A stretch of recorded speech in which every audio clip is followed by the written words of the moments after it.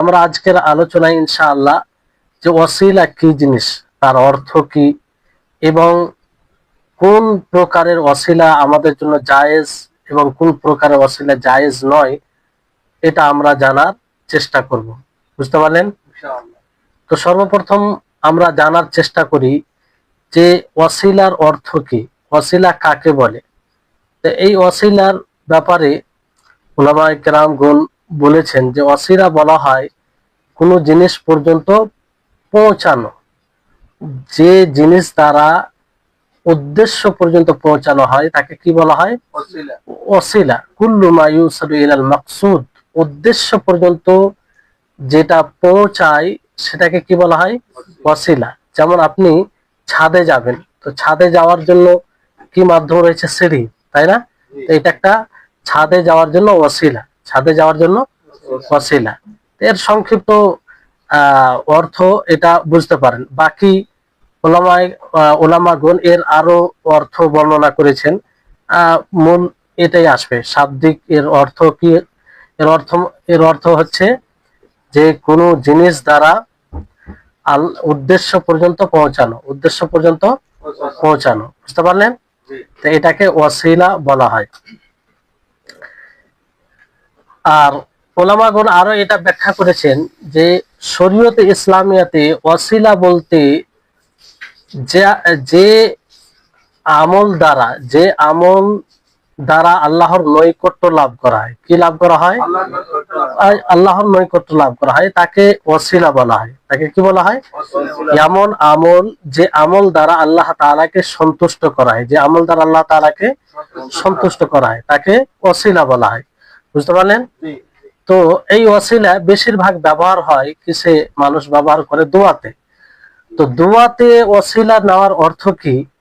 দোয়াতে ওয়াসিলা নেওয়ার অর্থ হচ্ছে যে মানুষ দোয়া করতে গিয়ে, দোয়াকারী যে দোয়া করবে সে এমন জিনিসকে কারণ হিসাবে গ্রহণ করবে যে কারণে সে মনে করবে তার দোয়া কবুল হবে, তার দোয়া কবুল হবে।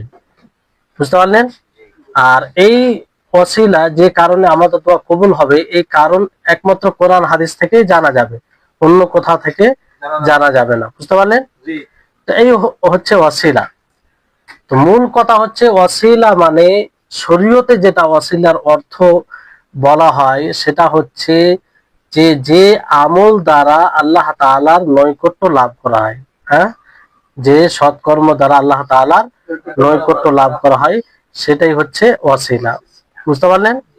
যেমন আল্লাহ তাবারক ওয়া তাআলা বলেন সূরা মায়েদার 35 নম্বর আয়াতে, ইয়া আইয়ুহাল্লাযীনা আমানুত্তাকুল্লাহা ওয়াবতাগু ইলাইহিল ওয়াসিলা ওয়াজাহিদু ফি সাবিলিহি লাআল্লাকুম তুফলিহুন, যে হে মুমিনগণ তোমরা আল্লাহকে ভয় করো, আল্লাহকে কি করো? ভয় করো, আর তার নিকটে ওসিলা সন্ধান করো। কি সন্ধান করো? ওসিলা সন্ধান করো। আর তার পথে সংগ্রাম করো, জিহাদ করো, যাতে তোমরা সফল কাম হও, যাতে তোমরা সফল হও। তো এই আয়াতে আল্লাহ তাবারক ওয়া তাআলা কিসের হুকুম দিয়েছেন? যে তোমরা তার নিকটে ওসিলা সন্ধান করো। তো এখানে ওসিলার অর্থ কি? এখানে ওসিলার অর্থ ব্যাখ্যাকারীগণ যে ব্যাখ্যা দেন যে এই আয়াতে ওসিলা বলতে আল্লাহ তাআলা এটা বলছেন যে তোমরা সৎ আমল দ্বারা আল্লাহর নৈকট্য লাভ করো, আল্লাহর নৈকট্য লাভ করো। এমন আল্লাহর নৈকট্য লাভ করো সৎ আমল দ্বারা, সৎ আমল দ্বারা আল্লাহর কাছে হওয়ার চেষ্টা করো, সন্ধান করো যে কোন সৎ আমল দ্বারা তার নৈকট্য লাভ করতে পারবে। বুঝতে পারবেন? বুঝতে পারলেন? যে সৎ আমল বলতে যে আমলে আল্লাহ তাআলা খুশি হন, যে আমলে আল্লাহ তাআলা খুশি হন। বুঝতে পারলেন? তো এই আয়াত থেকে এটা স্পষ্ট হচ্ছে যে ওয়াসিলার অর্থ হচ্ছে যে তার ইতাআতের মাধ্যমে, তার জন্য সৎ আমল করার মাধ্যমে যে কুরবাত, যে নৈকট্য লাভ করা হয়, তার সান্নিধ্য লাভ করা হয়, সেটা কি? ওয়াসিলা। সেটা কি? ওয়াসিলা। অনুরূপ ভাবে আল্লাহ তাআলা আরেকটি আয়াতে বলেন যে উলাইকাল্লাযীনা ইয়াদউনা ইয়াবতাগুনা ইলা রাব্বিহিমুল ওয়াসিলা আইয়ুহুম আকরাবু ওয়া ইয়ারজুনা রাহমাতা ওয়া ইয়াখাফুনা আযাবাহু ইন্না আযাবা রাব্বিকা কানা মাহযুরা। সূরা ইসরা 57 নম্বর আয়াত। যে এরাই যারা আল্লাহ ব্যতী অন্য কাউকে ডাকে, বুঝতে পারলেন? তারা কাকে, তারা যাদেরকে তারা ডাকে তারা মূলত আল্লাহর নিকটে, তাদের রবের নিকটে ওসিলা সন্ধান করে, মানে তার নৈকট্য সন্ধান করে, তার সন্তুষ্টি কিভাবে লাভ করবে সেটা সন্ধান করে। আর তারা মনে করে যে কিসের জন্য ওসিলা সন্ধান করে, নৈকট্য সন্ধান করে, যে তাদের মধ্যে কে আল্লাহর নিকটে হতে পারে, কে আল্লাহর কাছে হতে পারে, বুঝতে পারলেন? আর তারা আল্লাহর রহমতের আশা করে এবং তার আযাবকে ভয় করে, বুঝতে পারলেন? তো মূলত এই আয়াতটি আরবের একটি সম্প্রদায় সম্পর্কে নাজিল হয়, বুঝতে পারলেন?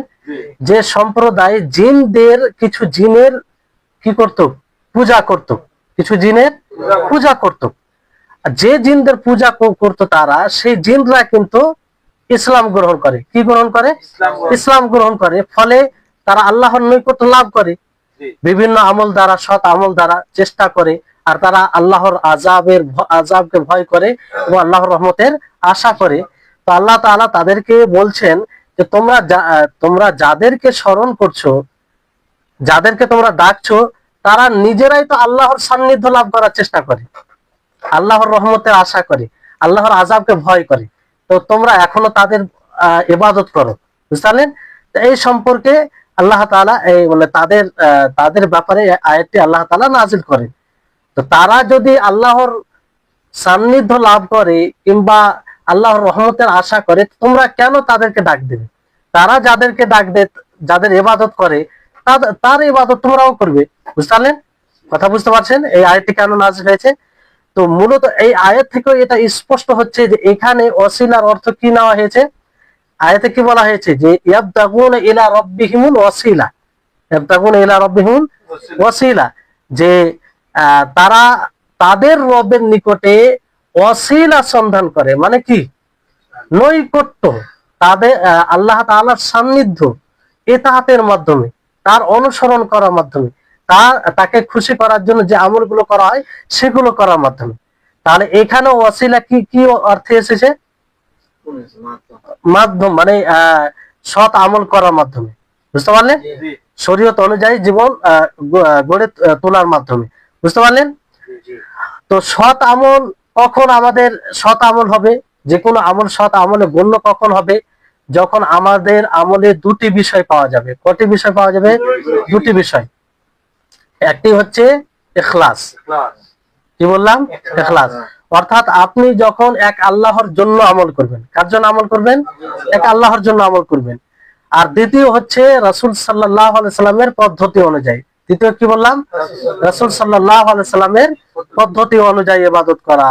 যেমন আল্লাহ তাআলা সূরা কাহফের 110 নম্বর আয়াতে কি বলেন? ফামান কানা ইয়ারজু লিকা রাব্বিহি ফালিয়ামাল আমালান সালিহা ওয়া লা ইউশরিক বিইবাদাতি রাব্বিহি আহাদা। যে যারা তাদের রবের সাথে সাক্ষাৎ করার আশা করবে, তারা যেন সৎ আমল করে। কি করে? সৎ আমল করে, বুঝলেন? আর তার রবের সাথে, ইবাদতের সাথে অন্য কাউকে শরীক না করে। তাহলে এখান থেকে কি বোঝা যাচ্ছে? যে আমল একমাত্র কার জন্য করতে হবে? আল্লাহর জন্য করতে হবে।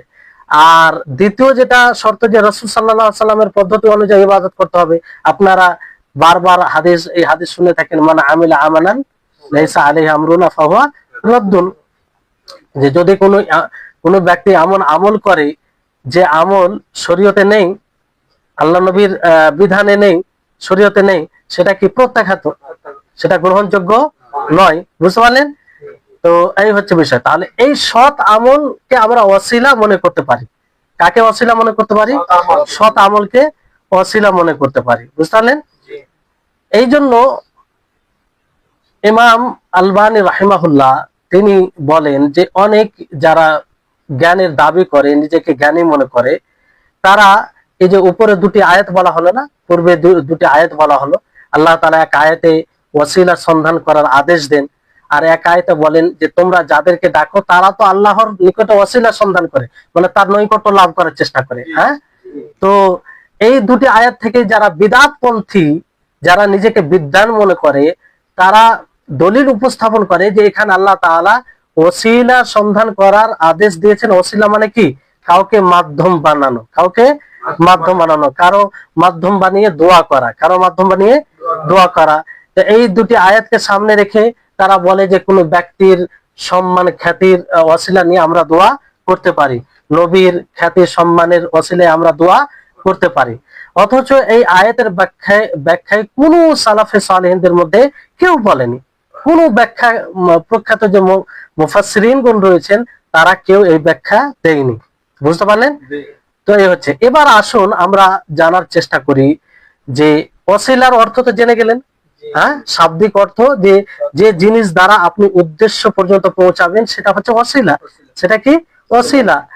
আর শরীয়তে যে অর্থে ওসিলা ব্যবহার হয়েছে সেটা কি, যে সৎ আমল দ্বারা, সৎ আমল দ্বারা আল্লাহর নৈকট্য লাভ করা, আল্লাহর ইতাআত ও রাসূলের ইতাআত দ্বারা যে আল্লাহর নৈকট্য লাভ করা হয় সেটা হচ্ছে ওসিলা, সেটা কি ওসিলা। বুঝলেন? তাহলে কিছু বৈধ ওসিলা আছে আর কিছু অবৈধ ওসিলা আছে। তা আমরা দুই প্রকার ওসিলাকে জানি যাতে আমরা পার্থক্য করতে পারি। বিষয়টি খুব গুরুত্বপূর্ণ। এই জন্য দেখবেন আমাদের সমাজে অনেকেই আছে, অনেকের ওসিলা নেই দোয়া করতে গিয়ে, নেই কি না? কেউ পীরের ওসিলা নেই, কেউ ওয়ালির ওসিলা নেই, ওয়ালি, হ্যাঁ, কেউ কোনো সম্মানিত ব্যক্তির ওসিলা নেই দোয়া করতে করতে, কেউ নবীর ওসিলা নেই। এই ওসিলা নেওয়া কি জায়েজ না জায়েজ নয় এটা তো জানা দরকার। যদি জায়েজ না হয়, বিদআত হয়, তাহলে তো আমাদের আমল বিনষ্ট হবে না। এই ক্ষেত্রে এই বিষয়টি আমাদের সকলকে জানা জরুরি। বুঝতে পারলেন? আর ওয়াসিলা অর্থ বুঝে গেছেন আশা করি। তো এক নম্বর বৈধ যেটা ওয়াসিলা হচ্ছে সেটা হচ্ছে যে আমি আপনি আল্লাহ তাবারক ওয়া তাআলার উত্তম নামের ও তার গুণের ওয়াসিলা নিতে পারি। কি বললাম? আল্লাহ তাআলার উত্তম নামের, সুন্দর নামের ও তার গুণের ওয়াসিলা নিতে পারি, মানে সেই ওসিলা দিয়ে আমরা আল্লাহর কাছে দোয়া করতে পারি। বুঝতে পারলেন? যেমন আল্লাহর নবী মুহাম্মদ সাল্লাল্লাহু আলাইহি সাল্লাম দোয়া করতেন তার উত্তম নামের ওসিলায়, তাই না? আর আমরা এইভাবে দোয়া করতে পারি যে হে আল্লাহ তুমি রহমান, তুমি রহিম, তুমি আমাদের উপরে রহম করো। তাহলে আমরা রহমান রহিমের ওসিলা নিলাম কি নিলাম না? হে আল্লাহ তুমি গফুর, তুমি গফফার, তুমি আমাদেরকে ক্ষমা করো। তাহলে এই গফুর গফফারের ওসিলা নিলাম আমরা, যে তুমি গফুর, তুমি ক্ষমাশীল, তুমি ক্ষমা করো, এই জন্য তুমি আমাদেরকে কি করো, ক্ষমা করে দাও, তার ওসিলা নিলাম। বুঝলেন? আল্লাহর কাছে দোয়া করলাম হে আল্লাহ তুমি আমাদের জন্য রুজি প্রশস্ত করো, কারণ তুমি রাজ্জাক, কারণ তুমি রাজ্জাক।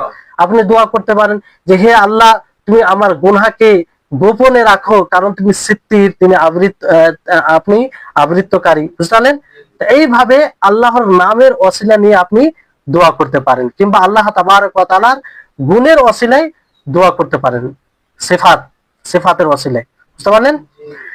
আল্লাহ তাবারক ওয়া তাআলা এর ব্যাপারে বলেন সূরা আরাফের 180 নম্বর আয়াত, যে ওয়ালিল্লাহিল আসমাউল হুসনা ফাদউহু বিহা ওয়া যারুল লাযিনা ইউলহিদুনা ফি আসমাইহি সায়ুজজাউনা মা কানু ইয়ামালুন। যে আল্লাহ তাবারক ওয়া তাআলার সুন্দর সুন্দর নাম রয়েছে। কি রয়েছে? সুন্দর নাম রয়েছে। ফলে তোমরা সেই সুন্দর নাম দ্বারা আল্লাহ তাআলাকে ডাকো। যেমন আল্লাহ তাআলার নাম কি? রহমান, রহিম, গফুর, গফফার, জব্বার, কাহার, কবি, সিত্তির। এগুলো কি আল্লাহ তাআলার নাম। তো এই সুন্দর নাম দ্বারা তোমরা আল্লাহ তাআলাকে ডাকো।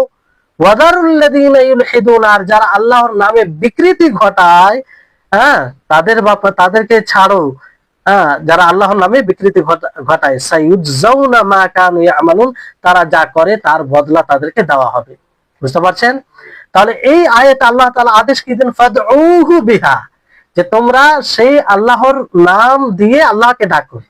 তা আমি আপনি যে বিষয়টা আল্লাহর কাছে চাইবো সেই বিষয়ের সাথে সম্পৃক্ত যেটা নাম আছে, যে গুণটা আছে, সেই গুণের অসিলায় ও দোহাই দিয়ে আমরা আল্লাহর কাছে যদি চাই, এই দোয়াটা কবুল হয় বেশি। এই দোয়াটা কি হয়? কবুল হয়। কারণ এতে কি, এতে আপনি প্রমাণ করেন যে আল্লাহ তাবারক ওয়া তাআলাকে আপনি চিনেন। আপনি আল্লাহর কাছে রুজি চাইছেন, হে আল্লাহ তুমি আমাকে রুজি দাও, কারণ তুমি রাজ্জাক, মানে আপনি রুজি দাতা আল্লাহকেই মনে করেন। আপনি আল্লাহর কাছে দয়া চাইছেন যে হে আল্লাহ তুমি আমার উপরে দয়া করো, কারণ তুমি রহমান রহিম। এতে আপনি প্রমাণ করছেন যে আপনি প্রকৃত দয়াশীল কাকে মনে করছেন? আল্লাহ তাআলাকে মনে করছেন। তো এইভাবে দোয়া করতে গেলে এই দোয়া বেশি গ্রহণযোগ্য, মানে গ্রহণ করেন আল্লাহ তাআলা, আর গ্রহণ হওয়ার আশা বেশি থাকে। বুঝলেন? সিফাত দ্বারা আপনি আল্লাহর কাছে দোয়া করতে পারেন সিফাতের ওসিলায়। যেমন আল্লাহ তাআলা নিজে দোয়া করেছেন এইভাবে, আল্লাহুম্মা বিইলমিকাল গায়ব, যে তুমি যে গায়েবকে জানো তার ওসিলায় তোমার কাছে কি করছি, চাইছি। ওয়া কুদরাতিকা আলাল খালক, তো মাখলুকের উপরে যে তোমার শক্তি কুদরত রয়েছে তার ওসিলায় তোমার কাছে চাইছি।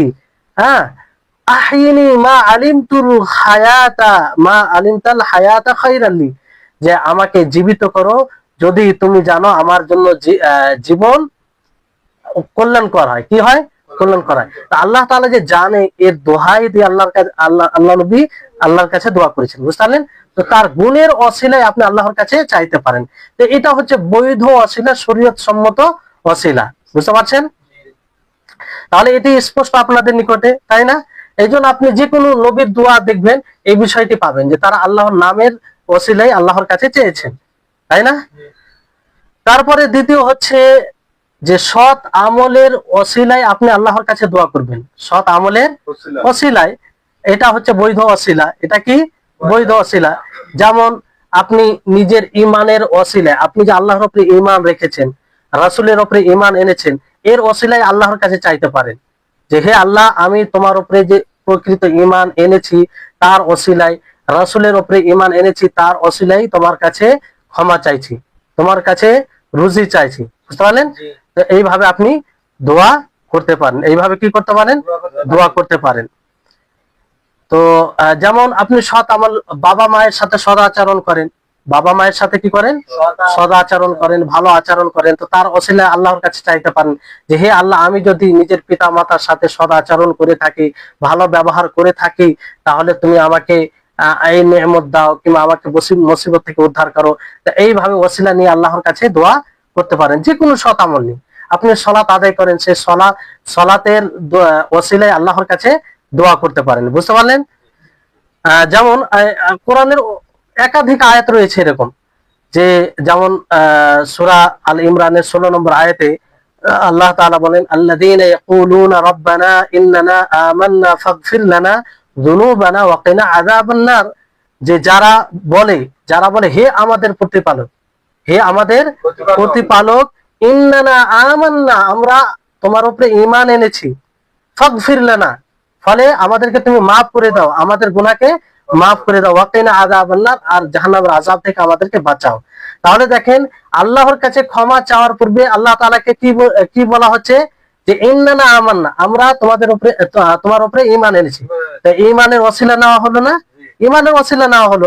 অনুরূপ ভাবে আরো আয়াত রয়েছে, যেমন সূরা আল ইমরান 53 নম্বর আয়াত আল্লাহ তাআলা বলছেন যে রব্বানা আমান্না, এইভাবে দোয়া করে যে হে আমাদের প্রতিপালক, আমান্না, আমরা আপনার প্রতি ঈমান এনেছি, আপনার প্রতি আমরা ঈমান এনেছি কিসের প্রতি? বিমা আনজালতা, যা তুমি নাজিল করেছো, যা তুমি নাজিল করেছো, ওয়াত্তাবা'না রাসূলা, আর আমরা রাসূলের অনুসরণ করেছি, ফাকতুবনা মা'আশ শাহিদিন, তো আপনি আমাদের সাক্ষ্য, যারা সাক্ষী দেয় তাদের অন্তর্ভুক্ত করেন। তাহলে এখানেও ঈমানের ওসিলা নেওয়া হয়েছে। কার ওসিলা নেওয়া হয়েছে? ঈমানের ওসিলা, বুঝলেন? এইভাবে অসংখ্য দলিল আছে। তারপর আরেকটি প্রসিদ্ধ হাদিস আপনারা জানেন, যে ওই বানু ইসরাইলের 3 জনের ঘটনা শুনেছেন কি শুনেনি?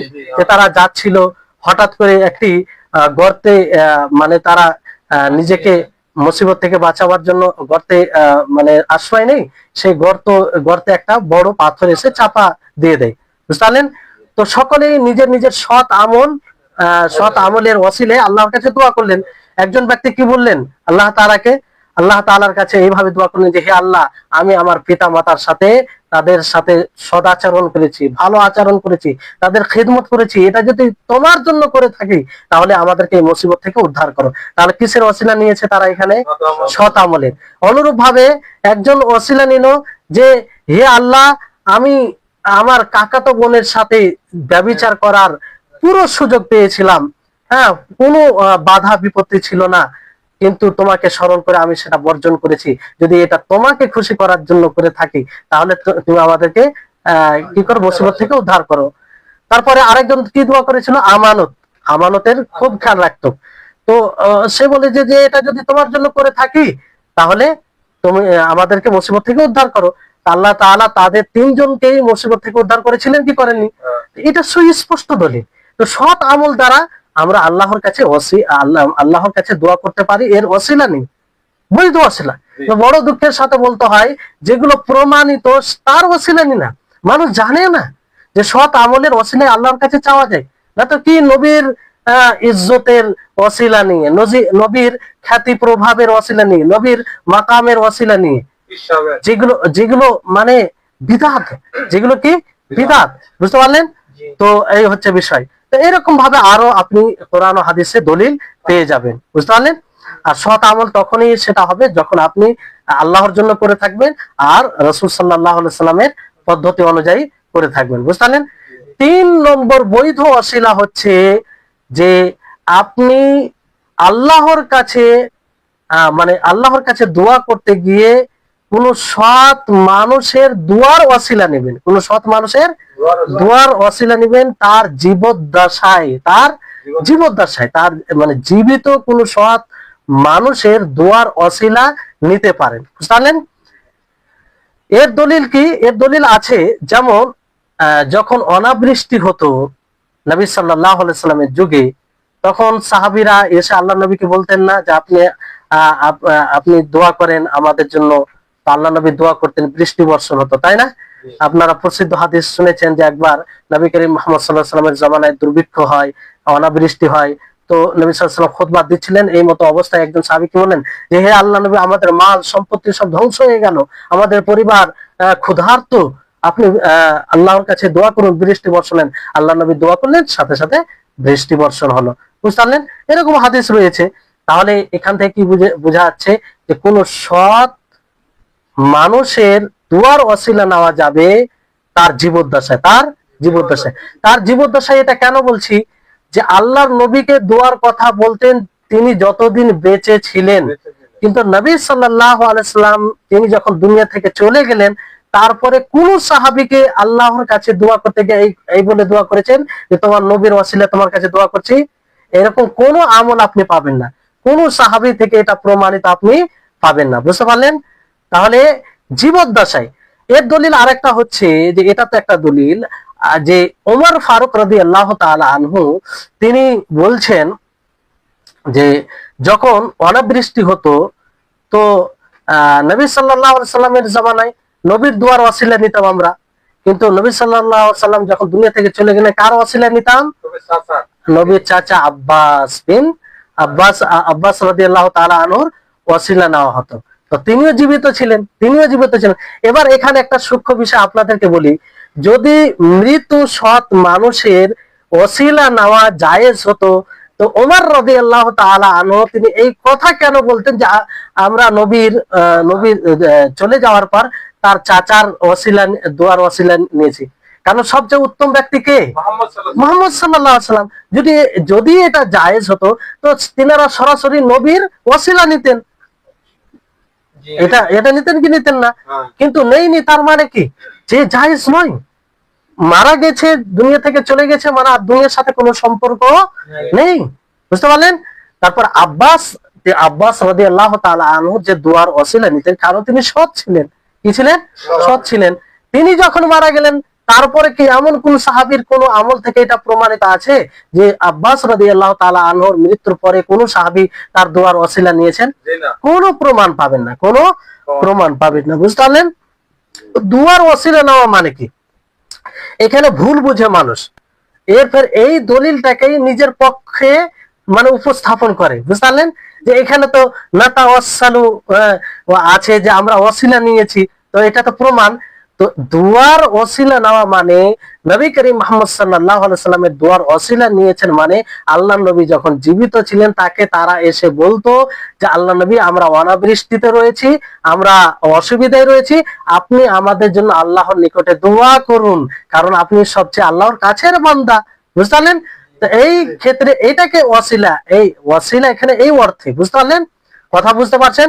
এটা ভালো করে বুঝেন, দরকার পড়বে, কারণ আপনাদেরও দায়িত্ব মানুষকে বোঝানো, দিশাহীন মানুষকে সঠিক পথে নিয়ে আসা। আপনার সামনে আপনার কোনো ভাই, আপনার প্রতিবেশী, আপনার আত্মীয় স্বজন যখন এইরকম ভুল ব্যাখ্যায় ভুল দিনের উপরে আমল করবে, সেটাকে দিনের অংশ মনে করবে, তা আপনারও কর্তব্য আপনাকে বুঝানো। শুধু আলেমরা বুঝাবে তা নয়, আপনার যথাসাধ্য যতটা সম্ভব রয়েছে ততটা বুঝবেন, এবং বুঝার পরে আপনার মধ্যে এ নিয়ে থাকবে যে আমি যেমন নিজের নফস থেকে, নিজ থেকে জেহালাত, মূর্খতাকে দূর করলাম, অনুরূপ ভাবে আমি আমার ভাই, আমি আমার আত্মীয় স্বজন, আমি আমার প্রতিবেশীর কাছ থেকে জেহালাত, এই মূর্খতাকে দূর করব।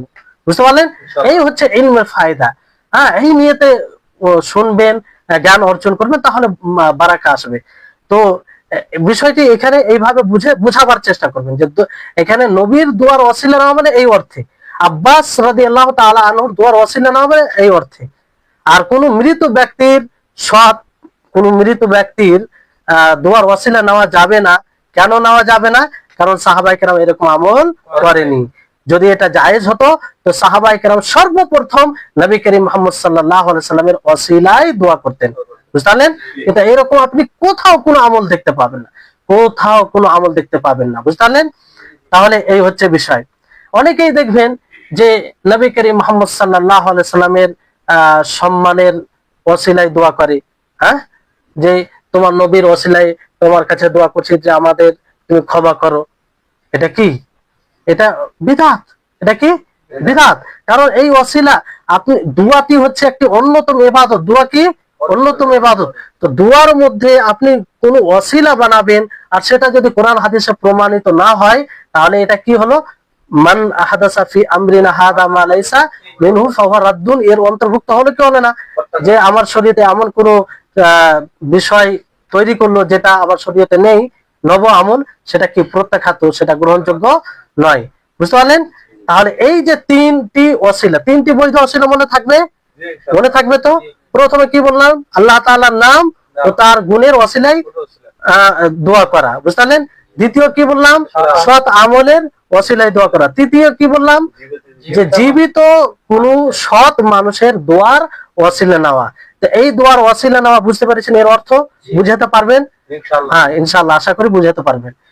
আরেকটি ওসিলা উলামায়ে কেরাম বলেছেন যে আপনার যে অবস্থা, আপনার যে অবস্থা, সেই অবস্থাকে তুলে ধরে আপনি আল্লাহর কাছে দোয়া করতে পারেন। বুঝলেন?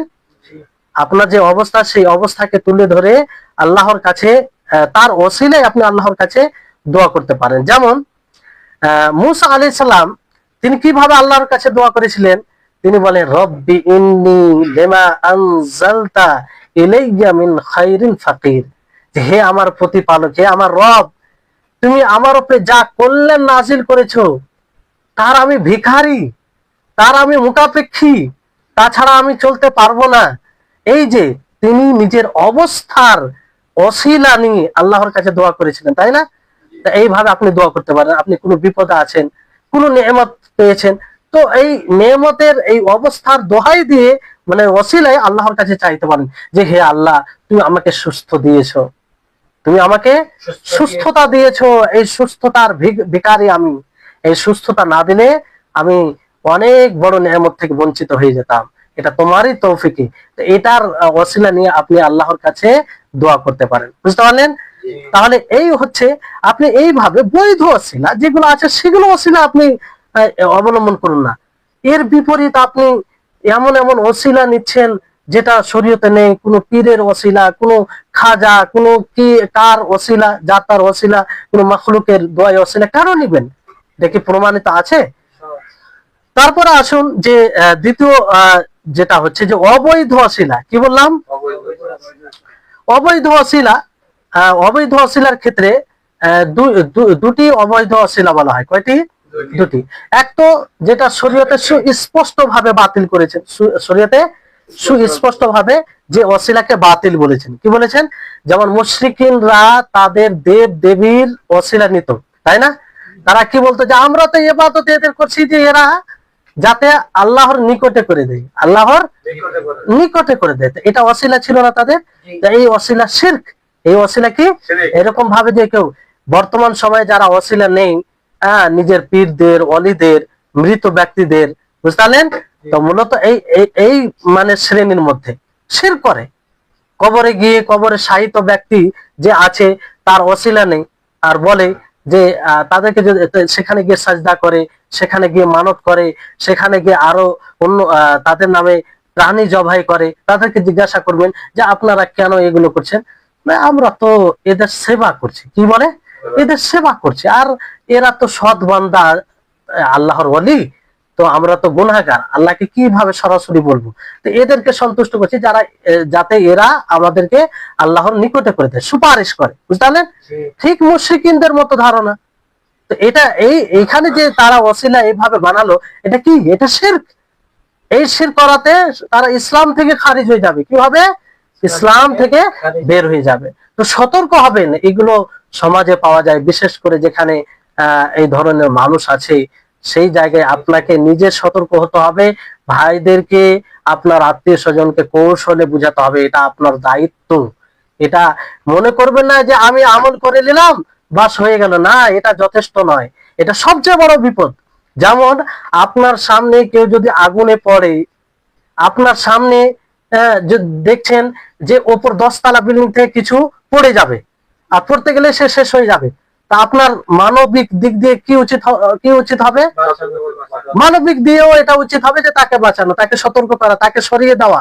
আর শরীয়তের দিক দিয়েও অনুরূপ ভাবে তার চেয়ে দ্বিগুণ আপনার এখানে দায়িত্ব, যা যে এই বিষয়টি বোঝার পরে যে আপনি দেখছেন যে আপনার প্রতিবেশী, আপনার আত্মীয় স্বজন, আপনার নিজের লোক এটাকে দিন ভেবে এইভাবে অন্যদেরকে শরীক করছে, বুঝতে তাকে সতর্ক করা, বুঝতে এই ধরনের একটা ওসিলা। দ্বিতীয় ওসিলা কি?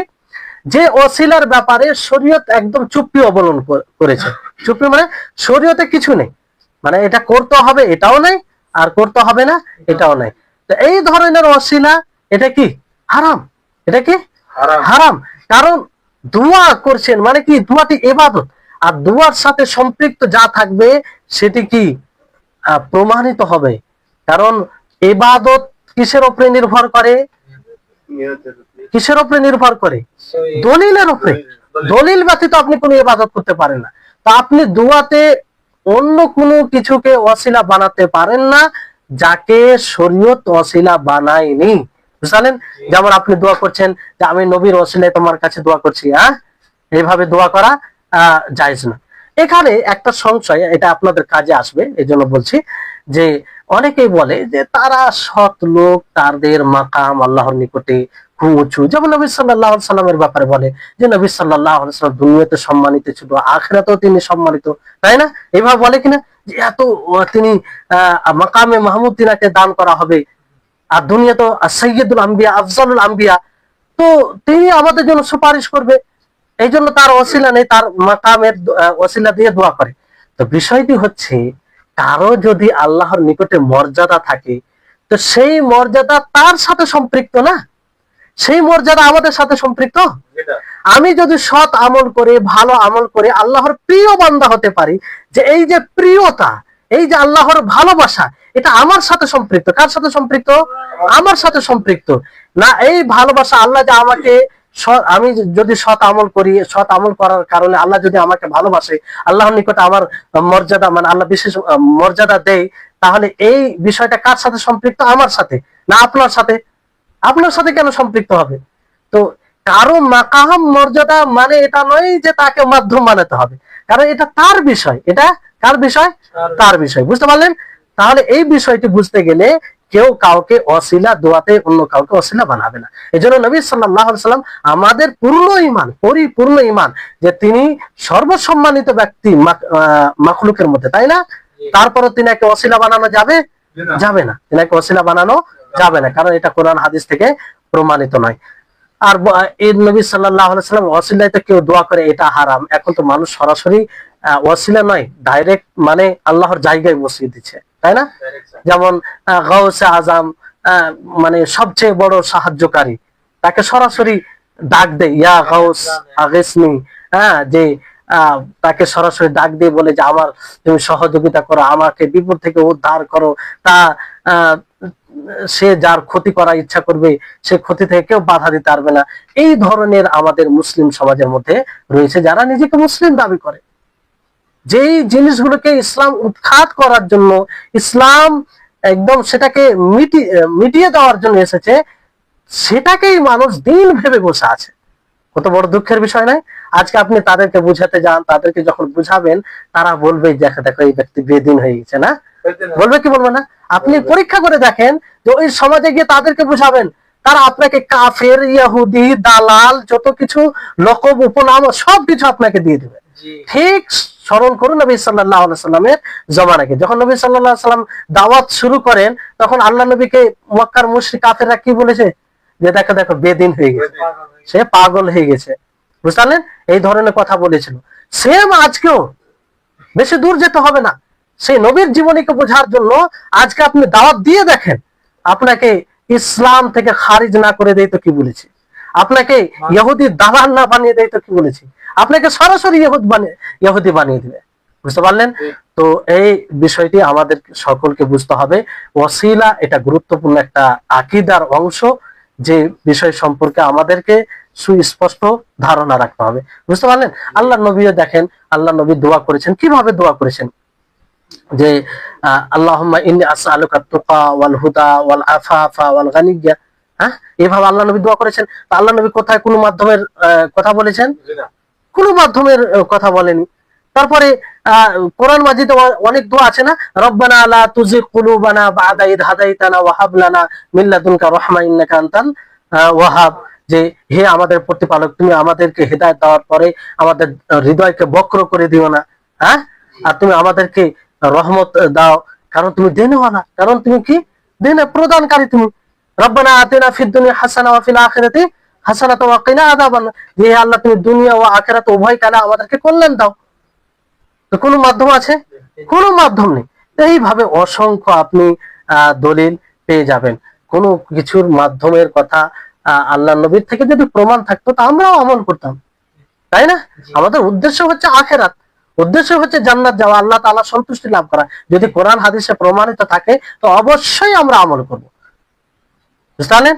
তো এই হচ্ছে বিষয়। আর তারপরে আমাদের সকলকে এই বিষয়ে সচেতন হতে হবে। কিছু কিছু হাদিস আছে যেগুলো, যে হাদিস দ্বারা তারা দলিল দেয় যে ওয়াসিলা নেওয়া যাবে, সেগুলো দুর্বল হাদিস। একদম দুর্বল বলতে কি, মানব রচিত হাদিস, সেটা রাসূলের হাদিস নয়, যে হাদিস দ্বারা তারা দলিল উপস্থাপন করে। আলহামদুলিল্লাহ, যারাই আহলুস সুন্নাহ ওয়াল জামাত, যারা কোরআন হাদিস অনুযায়ী চলে, তাদের দলিল বিশুদ্ধ হয়। কি হয়?